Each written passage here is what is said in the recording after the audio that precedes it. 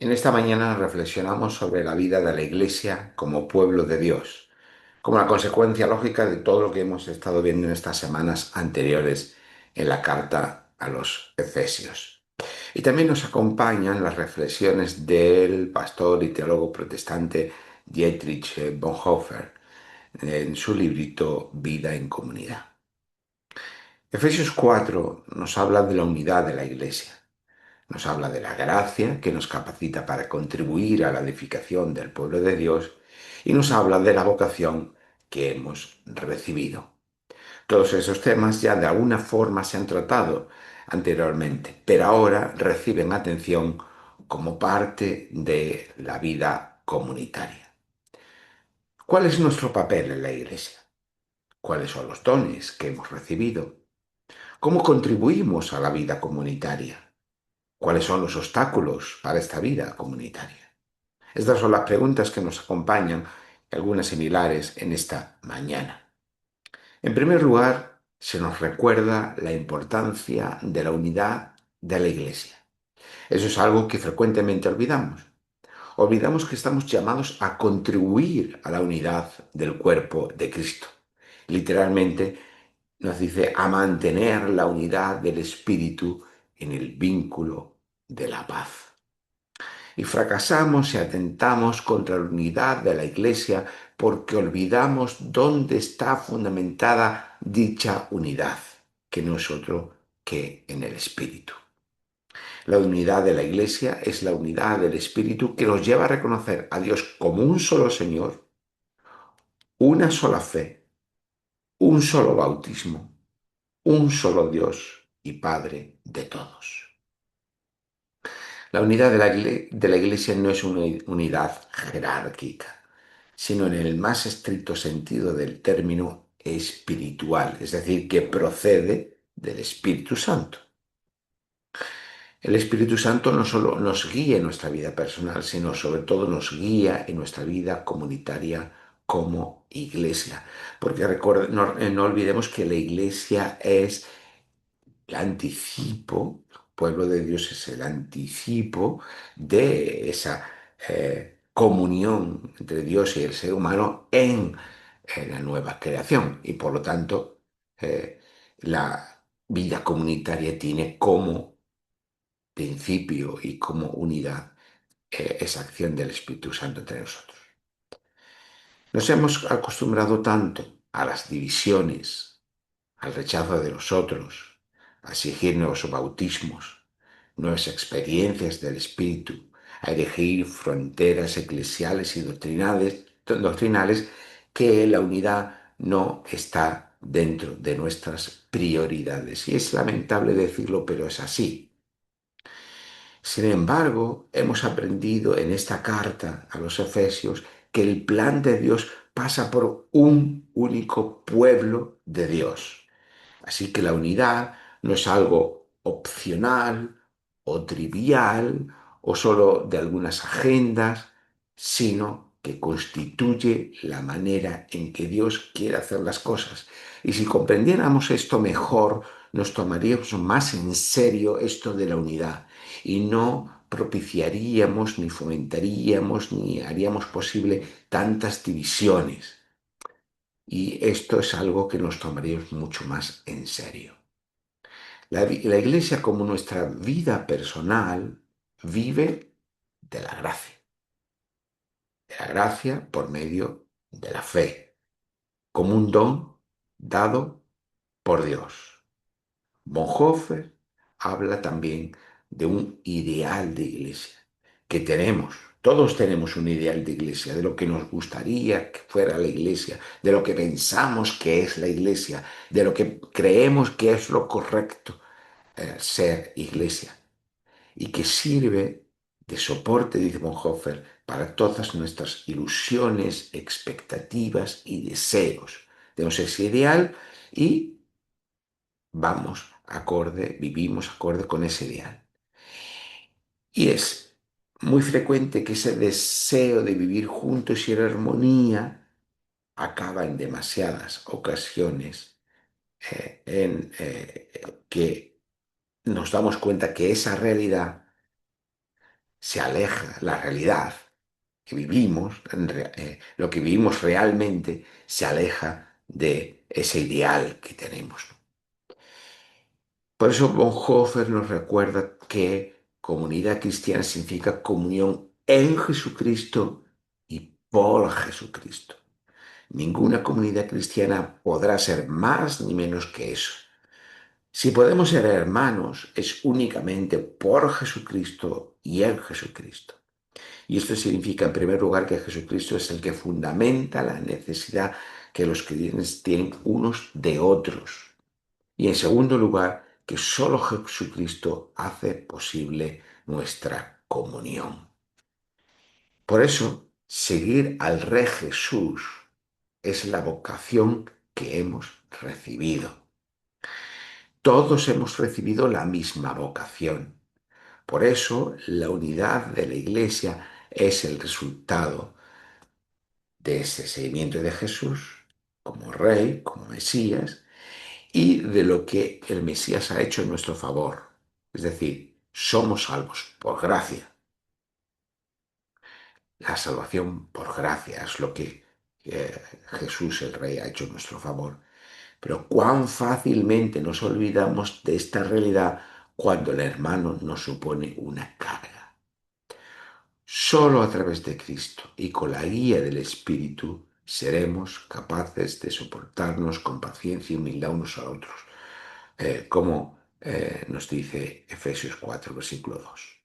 Solo si vivimos de la gratuidad de la gracia, en ausencia de autojustificación, podemos recibir al otro como nuestro hermano. Si seguimos viviendo de nuestra autojustificación, nos arrogamos el derecho de criticar, de rechazar, de censurar, de corregir al hermano.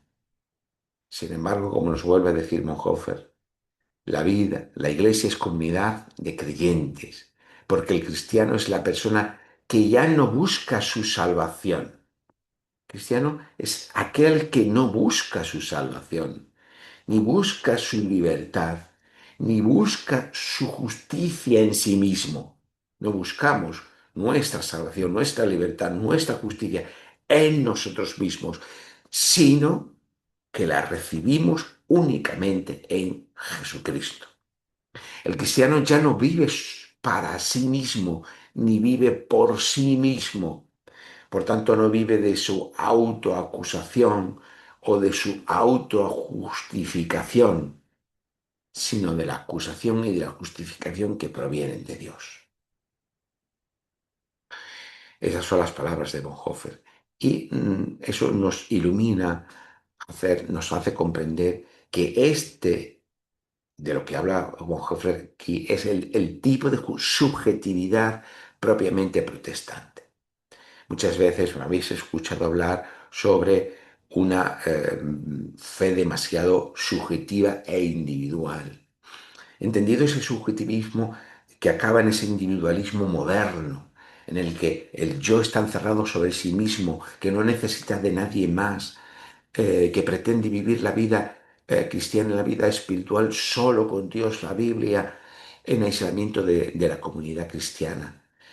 Esto es precisamente contra lo que Bonhoeffer nos está alertando y nos recuerda con estas palabras que la subjetividad propiamente protestante no es una subjetividad individualista, a pesar de lo que muchas veces se ha dicho y se ha escrito de manera errónea. La subjetividad propiamente protestante no es individualista ni produce el individualismo moderno, porque la subjetividad propiamente protestante es esta despreocupación de nosotros mismos al vivir del Mesías habitando en nosotros por medio de la fe, tal y como hemos visto en Efesios y en Gálatas. Y como Bonhoeffer se lo sigue explicando así, fijaos las palabras de Bonhoeffer para que entendamos que esta subjetividad no es individualista, sino que es esa despreocupación de nosotros mismos porque vivimos exclusivamente de Cristo y vivimos únicamente en Cristo y vivimos únicamente por Cristo. Dice Bonhoeffer, el cristiano vive totalmente sometido a la palabra de Dios. que pronuncia sobre él declarándole justo, esa palabra que nos viene de fuera. El sentido de su vida y de su muerte ya no lo busca en su propio corazón, es decir, en su propia interioridad, sino en la palabra que le llega desde fuera, de parte de Dios. Este es el sentido de aquella afirmación de los reformadores. Nuestra justicia es una justicia extranjera, es decir, que nos viene de fuera. La palabra latina, extra nos. Fijaos cómo esta es una subjetividad vivida desde fuera, un mirar, un yo desde fuera, siempre desde Cristo, siempre de lo que recibimos por medio de Él. Esa despreocupación de nosotros mismos. Por tanto, la Iglesia no se construye como suma de individuos preocupados cada uno de lo suyo, porque eso lleva a la división, al enfrentamiento, a las luchas por el poder y a los egoísmos. La comunidad cristiana es el resultado del reinar del Rey Jesús y de esta justicia extranjera, de esta justicia que nos viene de fuera, de esta justicia que también hemos hablado muchas veces, que es fidelidad al pacto con Dios. La comunidad de creyentes es el fruto de la salvación por gracia, tal y como anuncia la Biblia. Hemos visto en Efesios y que enseñaron los reformadores. La buena noticia es que hay un mejor reinar entre nosotros que el que nosotros podamos darnos a nosotros mismos. Como sabemos, Jesucristo no es un nombre propio, es Jesús el Mesías, el Rey por el que Dios ejerce su reinado. Por eso en los versículos 7 y 10 de este capítulo 4, donde se dice que Cristo subió y descendió a las partes más bajas de la tierra, se está aludiendo al Salmo 68. Si leyéramos este salmo, vemos que es un salmo que es un canto de salvación, como en la que se celebra la victoria sobre los enemigos de Israel y la muerte. Esa victoria de Dios como Rey. Pero además se dice explícitamente en el versículo 18 de ese Salmo 68, subiendo a lo alto llevó cautiva la cautividad y dio dones a los hombres. Esto se interpreta también en la figura de Moisés cuando sube al monte Sinaí y baja con las tablas de la ley. Pero ahora quien está subiendo no es Moisés, sino el Mesías. Y la victoria que está ejerciendo el Mesías, el Rey Jesús, sobre los poderes del mundo. Y ya no es el subir al Sinaí solo, es subir a los cielos y bajar a las partes más bajas de la tierra. Es decir, es una manera hebrea, semítica, de explicar que su victoria afecta a la realidad en su conjunto, a toda la realidad, a todo el universo, diríamos nosotros hoy. La victoria de Dios en el Mesías es completa y afecta a toda la realidad. Esta victoria también tiene como resultado la unión de la Iglesia como un único pueblo de judíos y gentiles. Y esto es posible porque el único mediador es el Mesías. La ley nos ha llevado como un buen pedagogo al Mesías. Y ahora que estamos en el Mesías es el único mediador. Como vuelve a decirnos Bonhoeffer, este encuentro, esta comunidad, solamente es posible por mediación de Jesucristo, de Jesús el Rey, del Rey Jesús, de Jesús el Mesías. Los hombres están divididos, estamos divididos por la discordia, pero Jesucristo es nuestra paz. En él, la comunidad dividida, en el Mesías, la comunidad dividida encuentra su unidad. De esto hablábamos las semanas anteriores. Sin él hay discordia entre los hombres, entre los seres humanos y entre estos y Dios. Cristo es el mediador entre Dios y los seres humanos. Sin él no podríamos conocer a Dios, ni invocarle, ni llegarnos a él, ni podríamos reconocer a los hombres, a los seres humanos, a los otros como hermanos y hermanas, ni acercarnos a ellos. El camino estaba bloqueado por el propio yo, sigue diciendo Bonhoeffer. Ahora los cristianos pueden amarse y ayudarse mutuamente. Podemos llegar a ser un solo cuerpo. Pero solo es posible por medio del reinar del Rey Jesús en nosotros. Solamente Él hace posible nuestra unión y crea el vínculo que nos mantiene unidos. Por tanto, la Iglesia vive de la gracia, vive por medio de la fe, bajo la guía del Espíritu y la victoria del Mesías a nuestro favor, como nuestro mediador, para que la Iglesia pueda vivir en unidad como el único pueblo de Dios. Pero la unidad no es uniformidad, que es otro error que cometemos. Un error es olvidarnos de la unidad y otro error es querer crear unidad por medio de la uniformidad.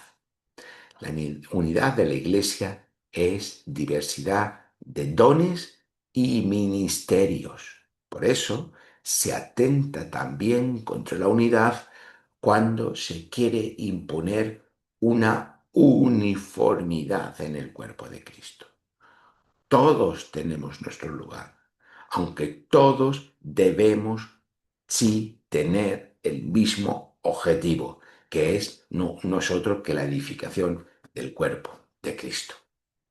Es un trabajo mutuo en pro de que todos juntos lleguemos a la unidad de la fe, del conocimiento del amor de Cristo para experimentar la plenitud de Dios. En la Iglesia no deberíamos estar divididos por estatus, ni jerarquías, ni ministerios que no redunden en beneficio de todo el cuerpo del Mesías. Toda distinción en el cuerpo del Mesías es una distinción funcional, no jerárquica. Y qué difícil también resistir la presión para que todos seamos iguales y hagamos lo mismo, que encajemos en el mismo molde. No, no y no. Cada uno tenemos dones y vocaciones particulares y diferentes y servimos a los demás desde la vocación que hemos recibido en y por el Mesías. Ni somos ni tenemos que ser igual a nadie. Y tampoco hay un único modelo pastoral, ni hay una única manera de ser pastor. Cada pastor, cada pastora tiene una vocación diferente dada por Cristo. No es un camino de autoconocimiento o autoconstrucción o autenticidad. Es ser el pastor o ser la pastora, ser el maestro, ser la maestra, ser aquello que hemos recibido en Cristo y lo somos por Cristo y en Cristo. Y esto es algo que no debemos perder de vista para no fracasar también en nuestra vocación. Sigue diciendo Bonhoeffer, la fraternidad cristiana significa que en adelante debemos renunciar al turbio anhelo que nos empuja siempre a desear algo más, siempre algo más. Nunca es suficiente. Dios aborrece los sueños piadosos porque nos hacen duros y pretenciosos. Nos hacen exigir lo imposible a los demás y a nosotros mismos. Qué lucidez nos muestra aquí Bonhoeffer. Nos erigen en jueces de los hermanos. Nuestra presencia es para los demás un reproche vivo y constante, y cuando las cosas no salen como a nosotros nos gustaría, hablamos de falta de colaboración, convencidos de que la comunidad se hunde cuando vemos que nuestro sueño se derrumba. De este modo, comenzamos por acusar a los hermanos, después a Dios, y finalmente, desesperados, dirigimos nuestra amargura contra nosotros mismos. Esto siempre ocurre cuando, en lugar de que el Mesías habite en nosotros, el Mesías habite en nosotros, como hemos visto en Gálatas y en Efesios, es el yo el que gobierna nuestra vida. Aquí Pablo usa distintas metáforas en el versículo 14 del capítulo 4. Una es la del niño que todavía no ha desarrollado un carácter firme y es inconstante en sus deseos. Así somos cuando estamos gobernados por el yo y no por el Rey Jesús.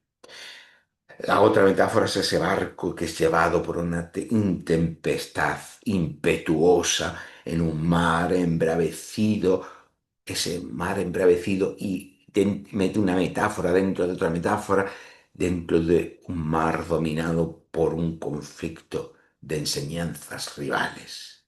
Así es cuando estamos gobernados por nuestro yo, en lugar de Jesús, el Rey. Y otra metáfora que usa es el texto, es el juego de los dados eh, en el que se usan triquiñuelas para engañar al contrario, para encontrar al rival y sacar el dinero. Así es, ese yo, esa comunidad de yoes que no están gobernadas por el Rey Jesús. Bonhoeffer lo explica de otra manera, que es todo lo contrario. Sucede cuando estamos convencidos de que Dios mismo ha puesto el fundamento único sobre el que edificar nuestra comunidad y que antes de cualquier iniciativa por nuestra parte nos ha unido en un solo cuerpo por Jesucristo. Este Cristo que es la cabeza y a partir del cual podemos crecer cuando buscamos la verdad en amor como un cuerpo armonioso en el que cada parte cumple con su función y que contribuye a su crecimiento en una edificación mutua, como nos dicen los versículos 15 y 16. Concluimos con las reflexiones de Bonhoeffer que nos ha acompañado en esta mañana, ayudarnos a reflexionar.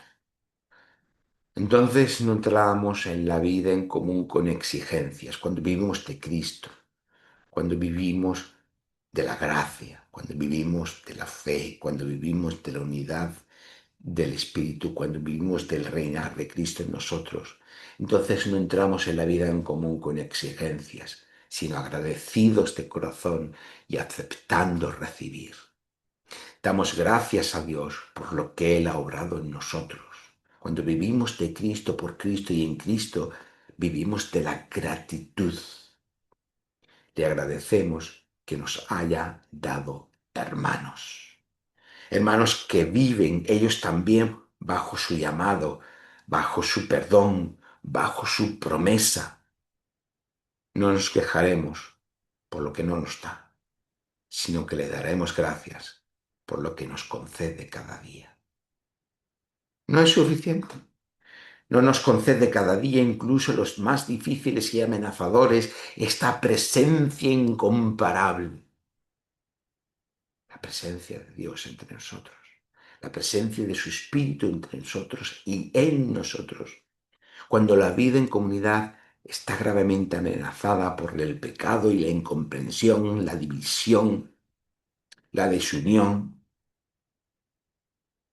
nos hace recordar que el hermano, aunque pecador, sigue siendo mi hermano. Estoy con él bajo la palabra de Cristo y su pecado puede ser para mí una nueva ocasión de dar gracias a Dios por permitirnos vivir bajo su gracia. La hora de la gran decepción por causa de los hermanos puede ser para todos nosotros una hora verdaderamente saludable. El momento en que nos decepcionemos unos a otros es necesario porque nos hace recordar que no vivimos de nosotros mismos, sino de Cristo. Nos hace comprender que no podemos vivir de nuestras propias palabras y de nuestras propias obras, sino únicamente de la palabra y de la obra que realmente nos une unos a otros, esto es, el perdón de nuestros pecados en Jesucristo. Por tanto, la verdadera comunidad cristiana nace cuando, dejándonos de ensueños, nos abrimos a la realidad que nos ha sido dada en Jesucristo y que es esta comunidad concreta y palpable en la que vivimos la fe en Jesucristo, en Jesús, el Rey, Jesús el Mesías, el Rey Jesús. Que así sea. Amén.